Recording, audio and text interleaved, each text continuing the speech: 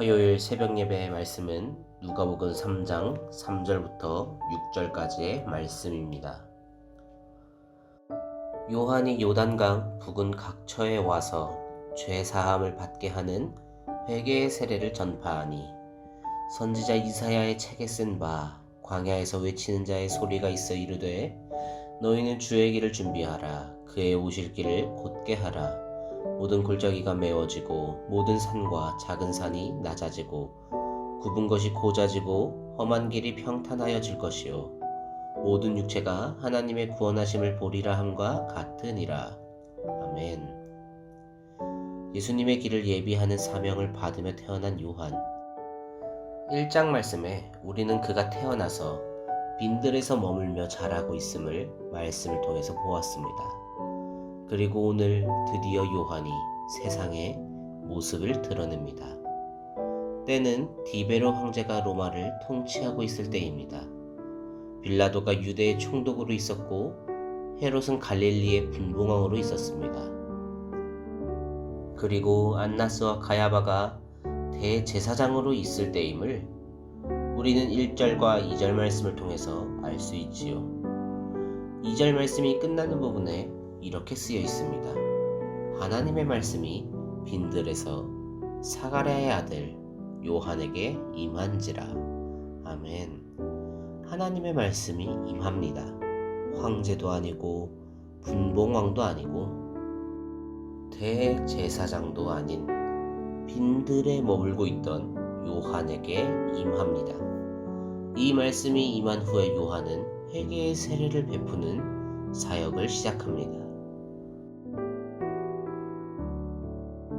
오늘 본문에서 우리는 두 가지를 확인할 수 있습니다. 하나는 요한은 말씀을 받았다는 것입니다. 요한이 받은 사명이 있습니다.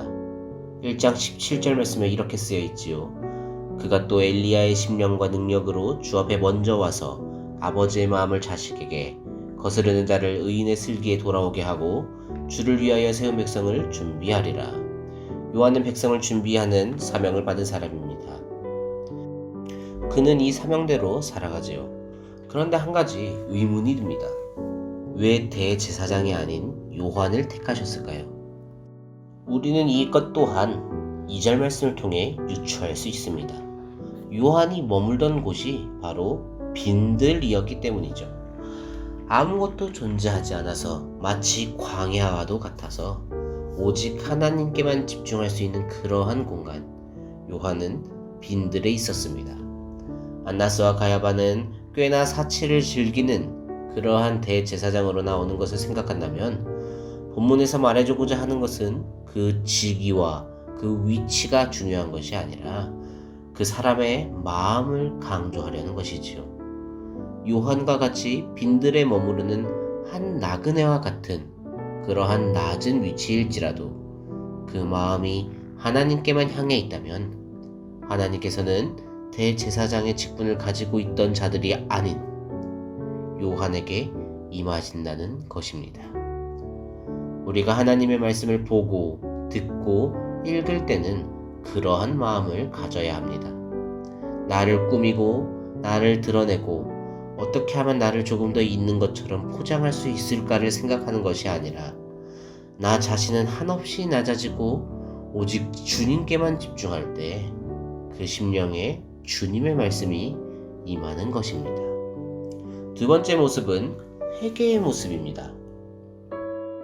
요한이 한 대표적인 사역이 회개의 세례를 베푼 것입니다. 3절 말씀에 나와 있죠. 요한이 요단강 북은 각처에 와서 죄 사함을 받게 하는 회개의 세례를 전파하니, 이 말씀은 요한에게 죄 사함의 권능이 있다고 말하고 있는 것이 아닙니다. 죄 사함으로 나아갈 수 있는 그 조건인 회개의 길로 인도하는 자 정도로 해석하는 것이 적당하겠죠. 쉽게 말하면 예수님의 사역을 준비하는 요한이 하는 사역은 백성을 준비하는 것인데 그 준비가 바로 회개시키는 것이라는 것입니다. 결국에 회개는 사람이 하나님의 백성으로 살아가기 위해서 반드시 필요한 그리고 우선시 되어야 하는 그러한 것이라는 것이죠. 나는 죄인이 아니라고 회개하지 않겠다고 말하는 사람은 그 사람이 교회를 10년을 나오든 20년을 나오든 심지어 모태신앙이라고 할지언정 죄사함이 따라오지 않는다는 것입니다.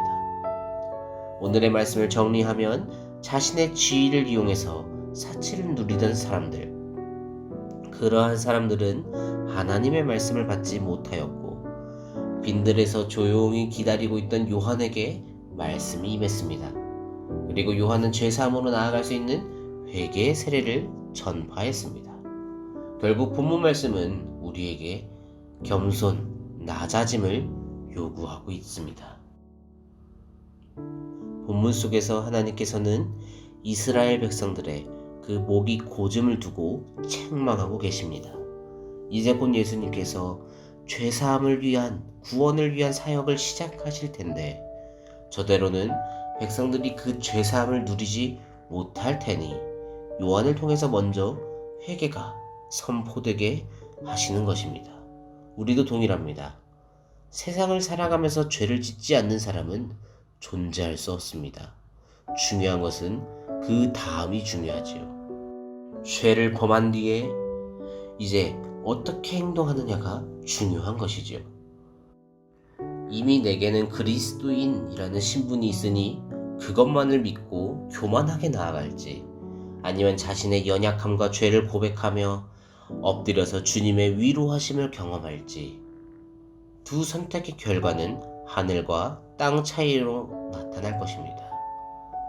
교만하게 나아간다면 죄사함을 받지 못할 것이고, 죄를 고백하며 엎드리며 낮아진 자세로 나아간다면 죄사함을 받겠지요.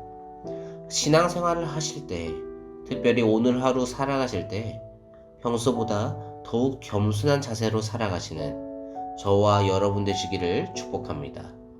교만함에 빠져 하나님의 말씀이 임하지 않은 황제와 대제사장 등과 같이 되는 것이 아니라 겸손하게 하나님만을 바라보고 계속해서 날마다 죄로부터 돌이켜서 하나님의 말씀이 임하는 그러한 주님의 백성이 되시기를 소망합니다.